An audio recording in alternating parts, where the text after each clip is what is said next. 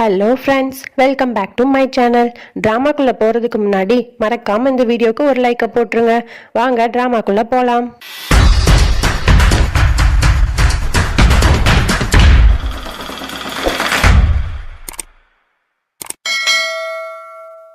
Starting சீன்ல நம்ம தியாவை தான் காட்டுறாங்க. அவ வந்து ஒரு ஸ்டோர் ரூம் மாதிரி ஒரு ரூம்ல வந்து யாரோ வெளிப்பக்கமா லாக் பண்ணிட்டு போயிருப்பாங்க. அவ வந்து உள்ள வந்து சுத்தி சுத்தி பாத்துட்டு இருக்கா. ரொம்ப இருட்டா இருக்கு, அந்த இடத்துல கரண்ட் கூட இல்ல. உடனே போன் லைட் எடுத்து ஆன் பண்ணி சுத்தி பாக்குறா. ரொம்ப இருட்டா இருக்கு.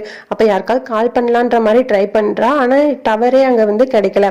உடனே வந்து ரொம்ப யோசிச்சுட்டு இருக்கா. ஐயோ, நம்ம என்ன பண்ண முடியும், ஏற்கனவே மீட்டிங் வேற போகணும், எல்லாரும் நம்மள தப்பா நினைப்பாங்க அப்படிங்கிற மாதிரி யோசிச்சுட்டு இருக்கா.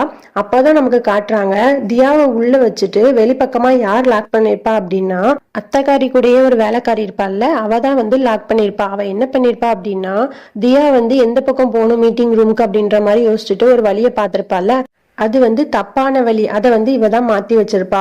அப்புறம் வெளிப்பக்கமா ரூமை பூட்டிட்டு அவ வந்து போயிட்டு ஒருத்தர்கிட்ட சொல்றா, நான் வந்து நீங்க சொன்ன வேலையெல்லாம் முடிச்சிட்டேன் அப்படிங்கிற மாதிரி ஒருத்தர்கிட்ட சொல்றா.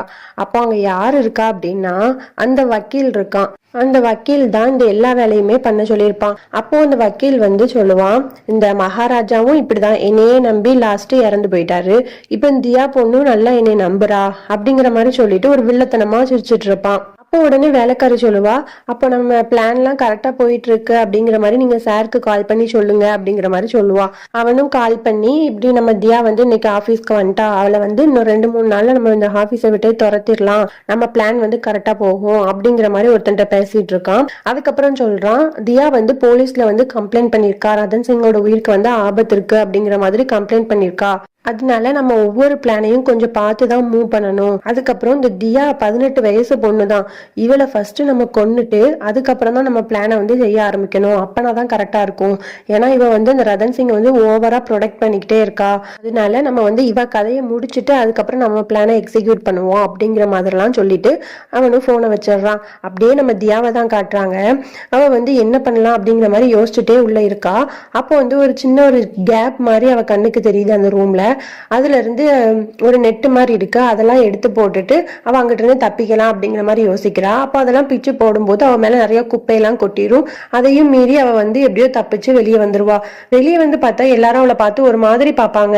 இன்னும் என்னாச்சு, எல்லாரும் எதுக்கு நம்மள ஒரு மாதிரி பாக்குறாங்க அப்படிங்கிற மாதிரி கண்ணாடியில பாப்பா. அப்ப பார்த்தா அவ ஃபேஸ் ஃபுல்லா ரொம்ப அழுக்கா இருக்கும், மேலாம் குப்பையா இருக்கும். உடனே என்ன பண்றதுன்னு தெரியாம முழிச்சிட்டு இருப்பா. அப்பதான் அந்த இடத்துக்கு வந்து யாஷோட அம்மா வருவாங்க. வந்துட்டு என்னாச்சு தியா அப்படிங்கிற மாதிரி கேட்பாங்க. இல்ல இப்படிலாம் நடந்துச்சு, என்னை வந்து யாரோ அந்த ரூம்ல வச்சு லாக் பண்ணிட்டாங்க அப்படிங்கிற மாதிரி, எனக்கு மீட்டிங் வேற இருக்கு, இப்ப என்ன பண்றதுன்னு தெரியல அப்படிங்கிற மாதிரி புலம்பிட்டு இருப்பா. உடனே அந்த யாஷோட அம்மா வந்து அந்த ஹோட்டல்ல இருக்க சலூனுக்கு கூட்டிட்டு போய் அவளுக்கு வேற ட்ரெஸ் பண்ணி மேக்கப் எல்லாம் பண்ணிட்டு இருப்பாங்க. அப்போ நம்ம தியா வந்து அந்த ஆயுஷ்க்கு கால் பண்ணி, நான் சலூன்ல இருக்கேன், இன்னும் கொஞ்ச நேரத்துல நான் அங்க வந்துருவேன், அதனால மீட்டிங்கை வந்து கேன்சல் பண்ணிட வேண்டாம், நான் இப்ப வந்துருவேன் அப்படிங்கிற மாதிரி கால் பண்ணி இன்ஃபார்ம் பண்ணுவா.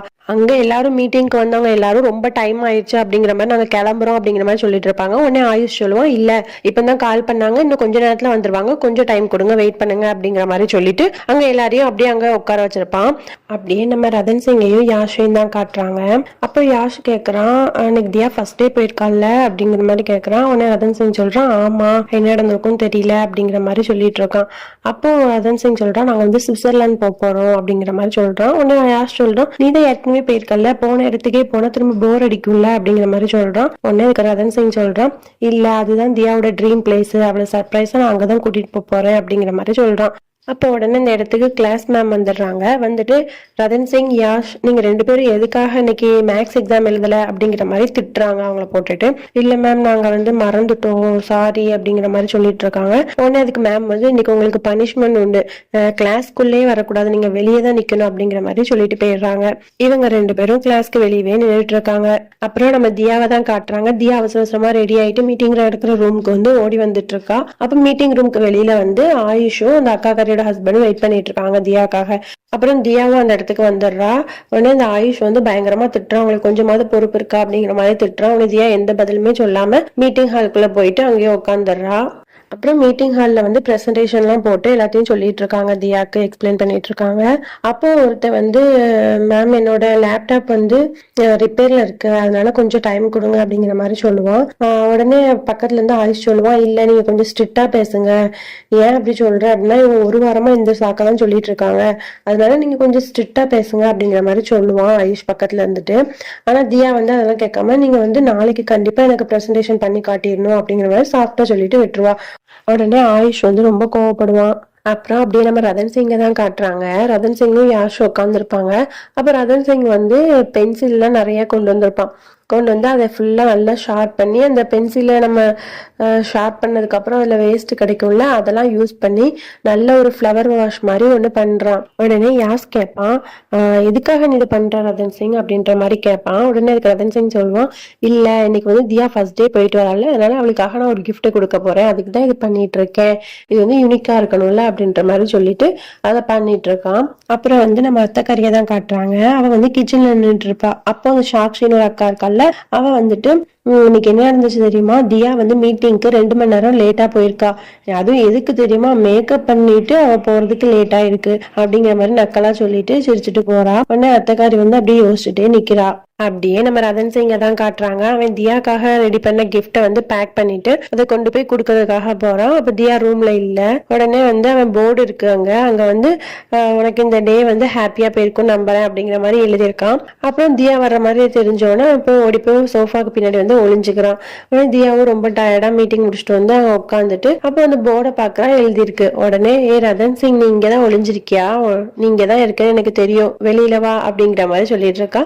உடனே ரதன் சிங்கும் சிரிச்சுட்டே வெளியே வந்துடுறான். வெளியே வந்துட்டு, இந்த தியா உனக்காக நான் கிஃப்ட் ரெடி பண்ணிருக்கேன் அப்படிங்கிற மாதிரி கொடுக்குறான். உடனே தியாவை அதை ஓபன் பண்ணி பார்த்துட்டு ரொம்ப அழகா யூனிக்கா இருக்கு ரதன் சிங், ரொம்ப தேங்க்யூ அப்படிங்கிற மாதிரி சொல்றான். உடனே சொல்றான், ஆமா நம்ம ரிலேஷன்ஷிப் வந்து எப்படி யூனிக் ஆனதோ அதே மாதிரி இந்த கிஃப்ட்டும் உனக்கு யூனிக்கா நான் பண்ணியிருக்கேன் அப்படிங்கிற மாதிரி சொல்லிட்டு 2 பேரும் பேசிட்டே அப்படியே வெளியில வராங்க.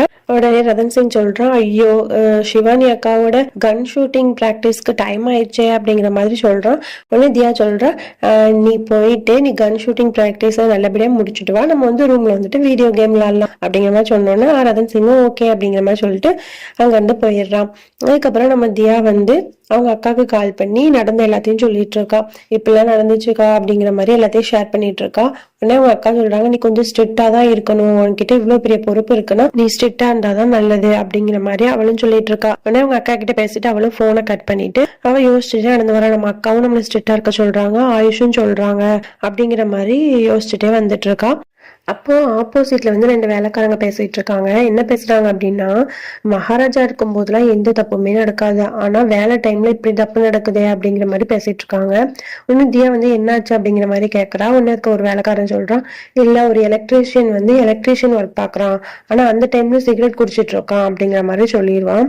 உடனே வந்து தியா வந்து ஷாக் ஆகி, அப்படியா எங்க அப்படிங்கிற மாதிரி கேட்கறான். உடனே இந்த வேலைக்காரனும் கூட்டிட்டு போயிட்டு இருக்கான். அப்போ அந்த வேலைக்காரன் கூட்டிட்டு போய் காட்டுறான். அப்போ அந்த எலக்ட்ரீஷியன் பக்கத்துல வந்து அந்த சிகரெட் குடிச்சதுக்கான வேஸ்ட் எல்லாம் கிடக்குது. உடனே தியா அதை பார்த்துட்டு அந்த எலக்ட்ரீஷியன் வந்து ரொம்ப ஹார்ஷா திட்டிடுறா. எதுக்காக அவ அவ்வளோ ஹார்ஷா திட்டிருப்பா அப்படின்னா, அவளோட அக்காவும் சொல்லியிருப்பா, ஆயுஷும் சொல்லியிருப்பா, கொஞ்சம் ஸ்ட்ரிக்ட் ஆயிரு அப்படிங்கிற மாதிரி. அதை மனசுல வச்சுட்டு அப்ப நம்ம ஸ்ட்ரிக்டா இருக்கணும், அப்பதான் தப்பு நடக்காது அப்படிங்கிற மாதிரி நினைச்சிட்டு அவ வந்து ரொம்ப ஹார்ஷா வந்து திட்டிருப்பா.